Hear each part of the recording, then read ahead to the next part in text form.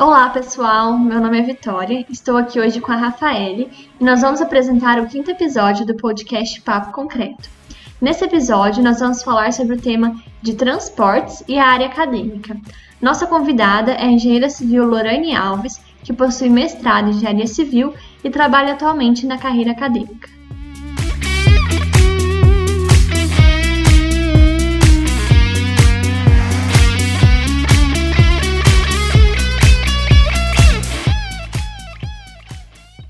Bom, Lorraine, para iniciar o nosso podcast de hoje, nós gostaríamos que você nos contasse um pouco sobre a sua formação acadêmica, sobre sua trajetória profissional, para que quem está nos escutando possa conhecer um pouco mais sobre você. Primeiramente, é um prazer estar aqui no podcast com vocês. Vocês duas foram minhas alunas, então é um grande prazer ver que o PET está aí fazendo vários projetos legais. Podcast está aí na moda, né? Então eu acho que é bastante interessante, principalmente nessa época que a gente está em casa e que a gente está com tempo para ouvir mais coisas. Meu nome é Lorraine.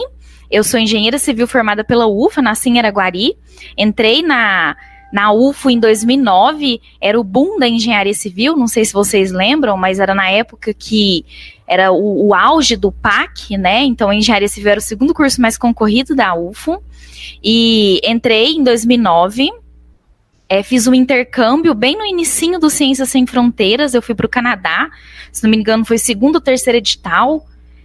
Eu acho que foi 2012 ou 2013, passei 1 ano e meio lá, e depois formei com 6 anos. Depois de formada, eu trabalhei um tempinho em obra, trabalhei mais ou menos uns 6 meses, e depois já entrei para o mestrado. O mestrado eu fiz com a Leila, que é professora de materiais, né, a minha área de mestrado é a área de materiais, e aí, no mestrado eu intercalei também trabalhando, dando aula, então eu já dei aula em algumas faculdades particulares, e no final do mestrado eu comecei dando aula na UFO, né, na área de transportes. Fiquei na UFO durante 2 anos, e saí, final do ano passado, né, em dezembro, e aí eu continuo dando aula hoje, só que em outras faculdades. Lorraine, na questão do mestrado, como foi a sua preparação quando você decidiu que queria seguir a carreira acadêmica? Como você se preparou para ingressar ao mestrado? O mestrado, na minha época, quando eu entrei em 2016, eu acho, 2016, 2 ou 1, era só prova escrita.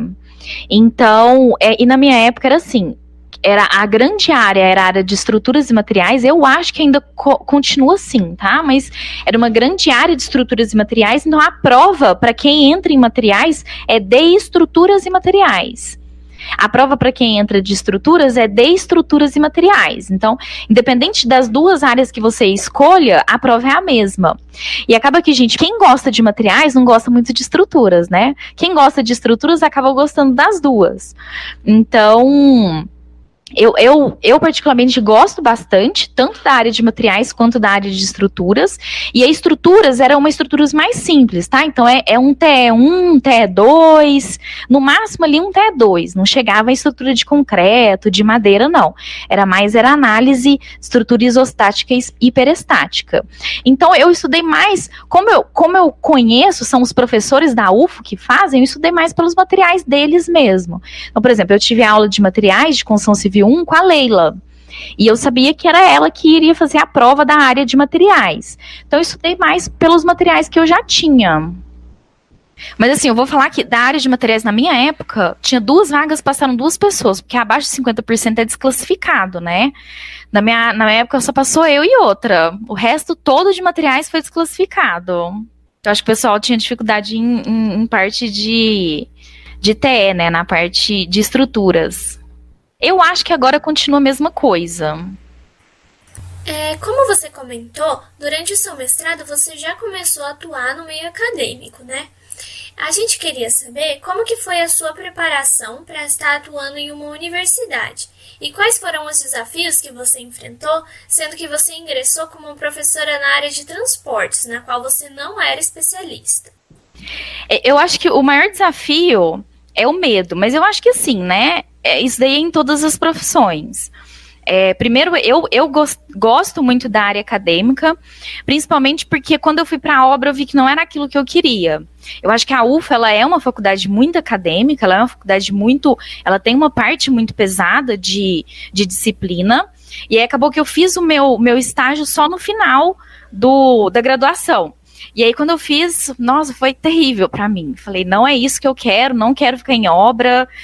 Talvez, eu até mexi com uma área de planejamento, mas era muito cansativo. E aí eu quis tentar, na verdade, essa área acadêmica, porque eu sempre gostei muito de dar aula, sempre, não dar aula, mas a gente sempre se reunia na graduação e eu era a única que tinha os cadernos das aulas, né, gente? Então o pessoal pegava meu caderno, eu explicava, então foi uma tentativa ir para essa área acadêmica. Eu acho que o maior desafio, o que a gente era de meio acadêmico antes e o que é agora é muito diferente. Porque eu acho que a gente ainda tem uma mentalidade, principalmente a gente que veio de UFO, de que tem que ser difícil, de que o professor é aquele que passa aquele tanto de disciplina. Eu acho que hoje em dia a gente tem muita informação. Eu acho que antigamente até se valia desse conceito de que o professor vai lá, passa aquele tanto de disciplina, o aluno em sala de aula, ele faz a prova e acabou. Mas eu acho que hoje em dia, como tem muita informação, o professor ele tá mais como um intermediário, né, entre o que o aluno vê, o que ele percebe, e aí ter que fazer o aluno perceber que aquilo é aplicado no dia a dia dele, que aquilo é interessante, porque o celular tá aí, todo mundo tá mexendo, não tem como. Então eu acho que o maior desafio é tentar fazer o aluno talvez se interessar pela disciplina, né? Que eu acho que a gente ainda tem uma mentalidade, principalmente professor mais antigo, de que isso ainda não é feito. A área de transportes, apesar de não ser uma área que era o meu foco, né? Porque eu entrei na área de mestrado de materiais, é uma área que eu gosto bastante. Eu acho assim, que a engenharia civil, a gente vê muita coisa. O curso, ele é muito pesado. O engenheiro civil, ele forma sabendo muita coisa. E acaba que a gente acaba esquecendo bastante coisa e se apegando, né? Acaba excluindo algumas. O transporte, apesar de não ser uma disciplina que não era a minha área, era ainda a disciplina que gostava. Eu acho que eu teria mais dificuldade se eu pegasse um saneamento da vida, uma hidráulica, uma mecânica dos fluidos, que essas sim são disciplinas que eu apaguei da minha vida, porque eu nem lembro mais. Mas assim, transportes eu ainda gosto bastante. Então eu acho que, apesar de ser uma disciplina diferente, era ainda uma disciplina que eu gostava bastante e que eu tinha muito ânimo de estudar. Mas assim, antes da UFA eu ainda dei aula em algumas faculdades particulares e depois da UFA agora eu ainda dou aula em outras. E acaba que esse meio acadêmico, eu fui muito privilegiada na UFA porque eu consegui ficar na área de transportes durante os 2 anos que eu fiquei lá. Mas em faculdade particular acaba que a gente tem uma rotatividade muito grande de disciplina. Então, por exemplo, em faculdade particular eu já cheguei a dar teoria de estruturas, geomática, concreto, meu Deus do céu, concreto era complicado. E assim, outras disciplinas que não era também a minha especialidade. E aí esse medo é sempre o medo de às vezes não saber, o desafio de como é que você vai conseguir simplificar ao máximo, como é que você vai passar uma disciplina que às vezes você não tem tanto domínio, né? Eu acho que esse é o maior desafio. Mas assim, eu gosto bastante da área acadêmica, mas eu acho que o desafio hoje da área acadêmica é realmente, e assim, esse é um foco muito grande quando a gente vai, principalmente para essa área de estudo, de trazer uma sala de aula invertida, né? Hoje também os professores estão falando cada vez mais de colocar o aluno em foco, uma sala de aula invertida, tá muito forte, apesar da gente estar tendo experiência só agora, mas é muito forte ainda essa questão do ensino à distância, do ensino com atividades online, né? Então, isso daí, eu acho que veio pra gente nessa quarentena para melhorar. Porque eu acho que depois a gente vai conseguir aplicar bastante coisa disso depois que acabar essa quarentena. Gente, eu falo muita coisa, viu? Às vezes eu perco o foco, pode me chamar de volta. Não, a gente tá gostando da conversa. Falando então um pouquinho dessa área de aulas, né? Como você trabalhou na área de transportes, qual a sua visão sobre a abordagem dessa área da engenharia civil, né? Nas universidades em si, seja na questão de carga horária, matérias mesmo, e talvez em específico na UFO, como você teve a oportunidade de lecionar aulas também. Então, eu acho que na UFO, a gente tem uma visão, a visão mais ampla da UFO é mais para a parte de estruturas e construção civil, né? É basicamente o foco, porque são mais disciplinas, são mais professores, mas eu acho que isso acontece principalmente pela questão que eu comentei. O engenheiro civil, ele faz muita coisa. E ele faz muita coisa e ele tem uma quantidade de anos de base muito grande. Então, praticamente ali até o terceiro ano, uns 2 anos e meio, 3 anos, são disciplinas de base. Ou seja, a gente só tem, para ver todas as funções do engenheiro civil, a gente tem praticamente ali mais 2 anos, 2 anos e meio. Então, acaba que é muito grande, é muita coisa. E aí acaba que o foco da UFO, por exemplo, é para que nesses outros 2 anos e meio que é de especialização, que é de disciplinas específicas, seja para disciplinas mais voltadas para construção civil, que é o que a gente mais vê aplicado ao nosso mercado dia a dia, que é a parte de estruturas e construção civil. Então, é o mais conhecido da engenharia civil, né? A área de transportes na UFO, se não me engano, são 4 ou 5 disciplinas, então é bem pouquinho, né? Começa bem rápido, termina bem rápido, mas eu acho que poderia melhorar, mas como eu disse, como a carga horária é muito grande, tem muita coisa, talvez a resolução não seja essa, né? Talvez, não sei, às vezes uma parte de ênfase, igual faz o pessoal da elétrica, da engenharia elétrica, né? Então, às vezes, voltar ou para aquela área da engenharia de transportes, ou a pessoa que realmente quiser focar nessa área, fazer efetivamente uma especialização nessa área de engenharia de transportes, porque realmente, como é uma formação muito ampla, acaba se perdendo muita coisa. Então, dentre as 5 áreas da engenharia civil, a gente percebe que, pelo menos na graduação, a área de transporte ela é pouco explorada e considerada para atuação profissional. Na sua opinião, qual o motivo disso, ou seria essa uma percepção falha da nossa parte? Não, eu acho que vocês estão corretas. Na verdade, isso acontece porque eu até comentei um pouquinho antes, mas o mais conhecido da engenharia civil é efetivamente a parte de construção civil. É a parte de estrutura, né? Todo mundo conhece o engenheiro civil, pelo menos a maioria dos alunos que entram numa graduação de engenharia civil, eles entram sabendo que a construção em engenharia civil, ela constrói prédio, ela constrói ponte, ela vai para o campo, ela constrói casa, e a maioria, uma grande parte, não sabe que o engenheiro civil, por exemplo, é ele que mexe com a parte de DEMAI, então com a parte de saneamento básico, ele que mexe com essa parte de transportes, às vezes até alguns colegas meus que não são engenheiros civis, quando eu falo que todo esse planejamento urbano, né, de transporte, de trânsito e transportes, quem faz é o engenheiro civil, às vezes eles se surpreendem. Essa parte de logística também, que pode fazer o engenheiro civil, às vezes eles se surpreendem, porque não é muito comentado. A gente não sabe muito quem faz isso. E a gente não sabe muito quem faz isso, porque também não é um foco, né? Apesar de saber que quem faz rodovias são engenheiros civis, a parte de planejamento urbano, em muitas cidades, a gente sabe, Uberlândia até tem uma secretaria de trânsito e transportes, né? Uberlândia tem os corredores de ônibus, tem algumas ciclovias, mas a gente sabe que a realidade de muitas cidades não é assim, né? Então, tem algumas cidades que são privilegiadas com essa parte de planejamento, mas o Brasil ainda é falho, ainda é muito falho em parte de planejamento urbano. Então, não se fomenta muito esse tipo de profissão, porque não é uma profissão que se tem muito, né? Que, por exemplo, que normalmente a gente se vê no dia a dia. Na verdade, até uma grande potência, né, para o engenheiro que quer fazer isso, quer ir para a área de transporte, porque não tem.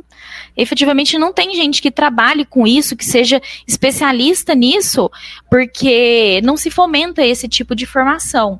às vezes até se fomenta um pouco para a parte de logística, né? Porque a logística é muito forte. Aqui em Uberlândia é muito forte a logística. A gente tem uma das maiores empresas de logística da região, mas o restante não se fomenta muito, que é essa parte de planejamento urbano.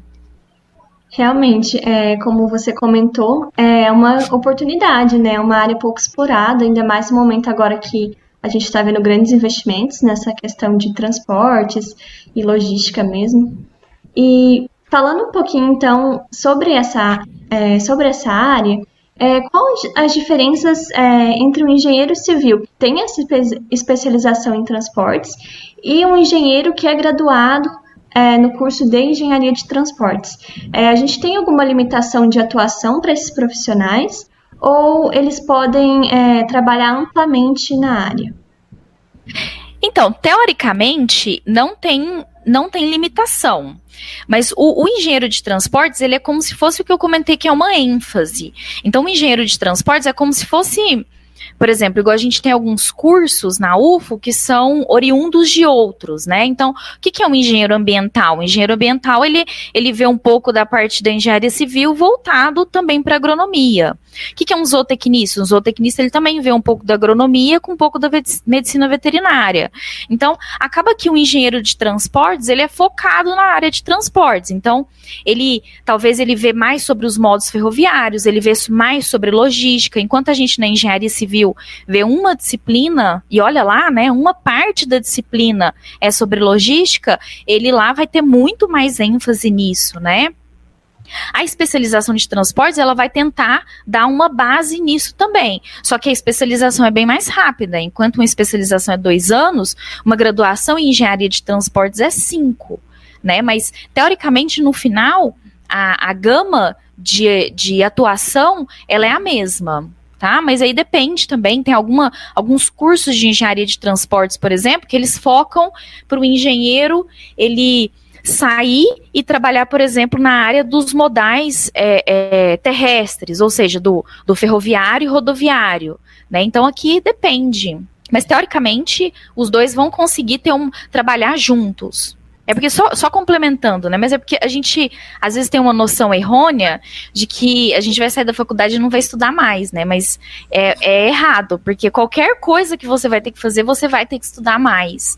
Então, acaba que para qualquer área que se for seguir, então, por exemplo, se você for engenheiro civil e for especialista nessa área de transportes, pode ser que você entre numa área que você não conhece e você tenha que estudar mais ainda. Então, a Vale, principalmente, ela fomenta muito engenheiros civis com mestrado em engenharia ferroviária. E tem muitos que ela até financia, né? Ela até ajuda com alguma bolsa para que aqueles engenheiros civis especializem nessa área. Então acaba que a gente forma e vai pegar alguma coisa nova e vai ter que fazer algum tipo de estudo. Então, por que os dois eu falo que tanto a engenharia de transporte quanto com ênfase em transportes, com uma especialização em transportes, teoricamente eles vão trabalhar na mesma área? Porque no final eles vão ter que estudar aquilo também, vão ter que relembrar aquilo. No final, é uma busca, né? Mesmo que às vezes não tenha alguma coisa na graduação, eles podem também estudar e trabalhar naquela área. É verdade. Acho que o engenheiro ele tem que sempre estar buscando se atualizar, porque a engenharia ela não para, ela se desenvolve todo dia, né? Aham. Mas quando a gente fala sobre a área de transportes, a gente tem o costume de relacionar ela de maneira instantânea ao serviço público, né? Mas também tem a parte de atuação para o setor privado. Você poderia comentar para a gente um pouco sobre essas possibilidades de atuação profissional no setor privado? Eu acho que a área de logística é uma grande área, né? Que a gente trabalha no setor privado nessa área de engenharia de transporte. Então, a logística, ela é forte, apesar da gente não ver tanto, tá, no curso só de engenharia civil, principalmente aqui na UF, que o transporte ele não é tão focado, é uma área que efetivamente demanda muito.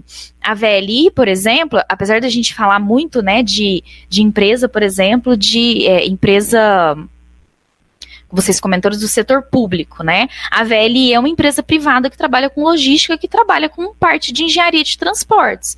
Então, ela faz todo essa logística ferroviária e hidroviária, né? Porque ela também trabalha com os portos. A parte de concessionárias também, engenheiros que trabalham em concessionárias, também são engenheiros do setor privado.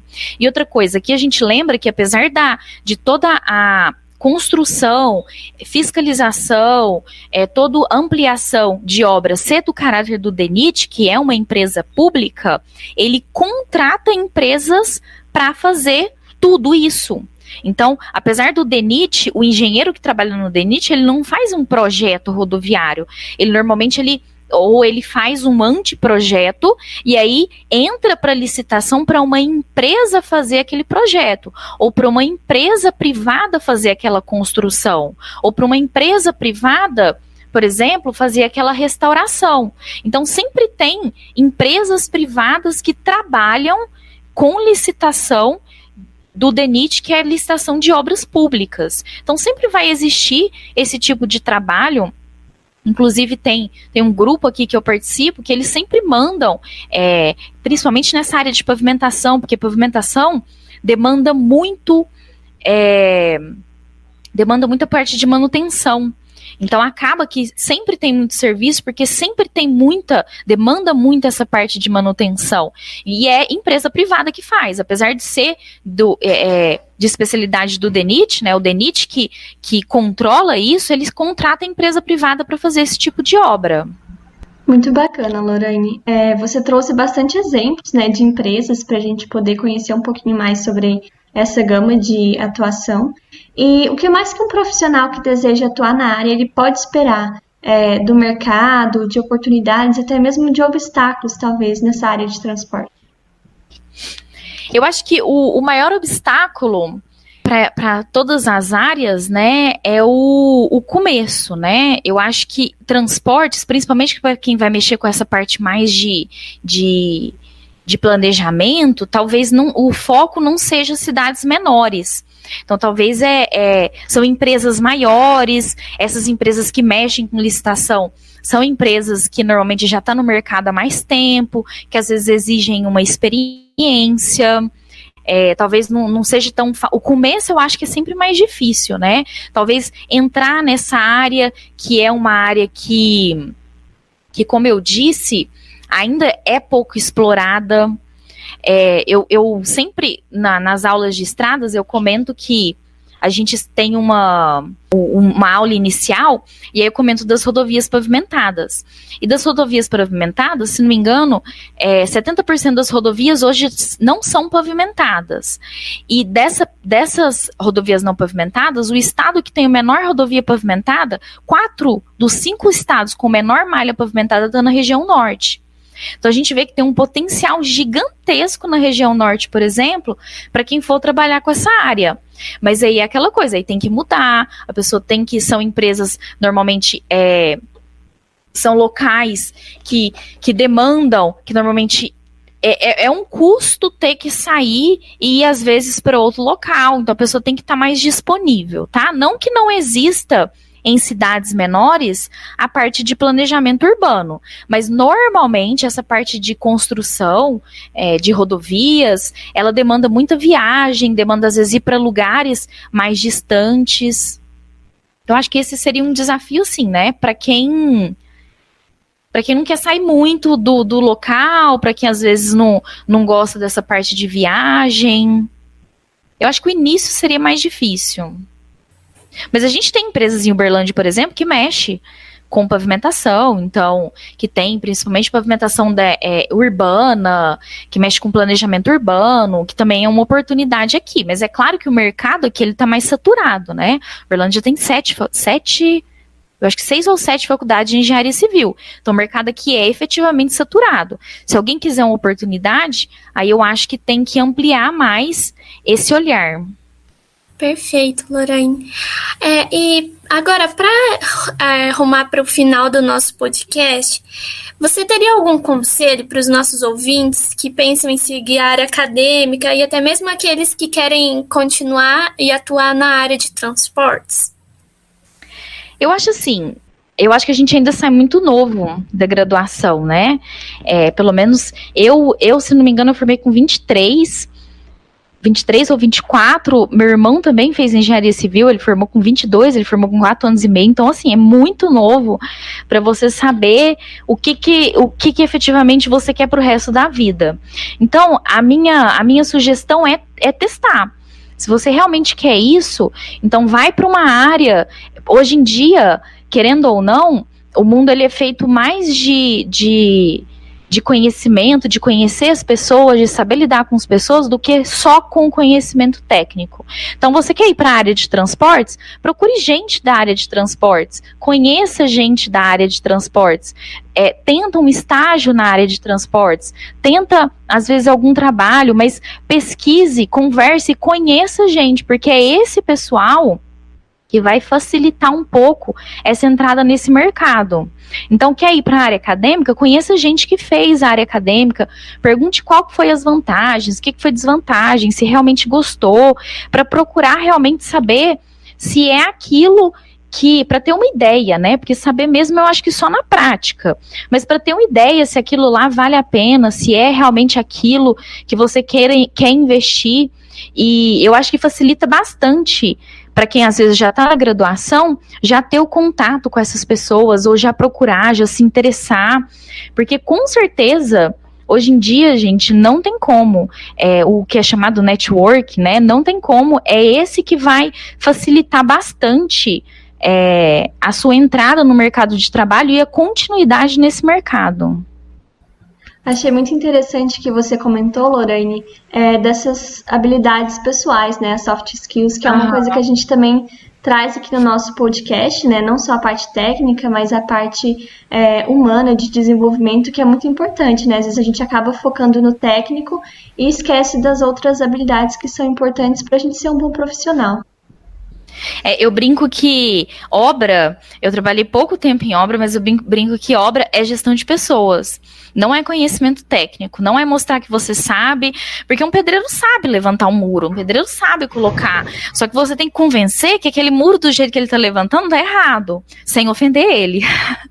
Então, assim, é gestão de pessoas, é você saber conversar com ele, é você saber lidar com ele, é lidar com um cliente que quer ir na obra e que não está com nenhum aparelho de segurança, nenhum equipamento de segurança, você falar, não pode ir, vai estragar, o pessoal vai interromper o trabalho, é você lidar com outro engenheiro. Então, assim, gente, para mim, obra, e eu acho que qualquer outra profissão, porque a área acadêmica também existe isso, porque querendo ou não, a área acadêmica é uma troca entre pessoas, né? Eu tenho professor e tem alunos e tem uma coordenação que está acima, é gestão de pessoas. Então, é muito importante essa parte de soft skill. Eu acho que desenvolver ela na graduação, seja por meio de um PET, seja por meio de uma empresa júnior, seja por meio de qualquer outra atividade, pode ser até da charanga, tá, gente? Da atlética.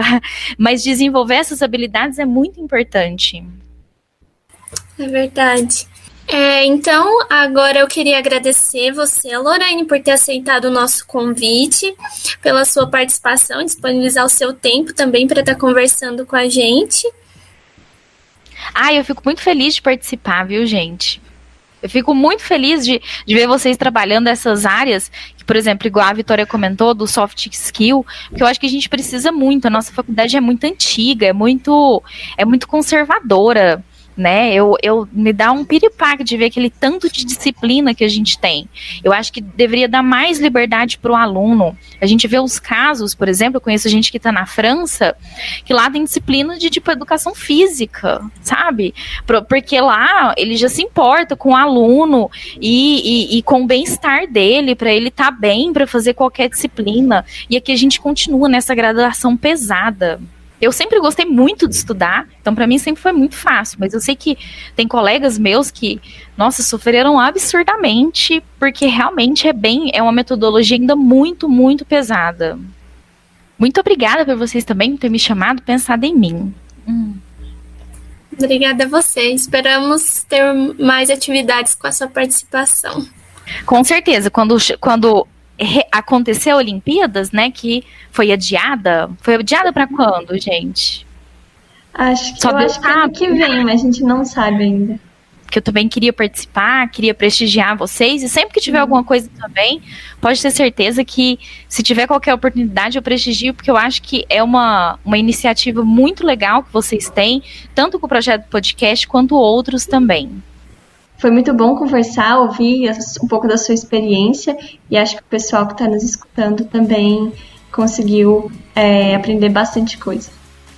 Então é isso, pessoal. Esse foi mais um episódio do podcast Papo Concreto. Se você gostou desse conteúdo, compartilhe com seus amigos nas redes sociais.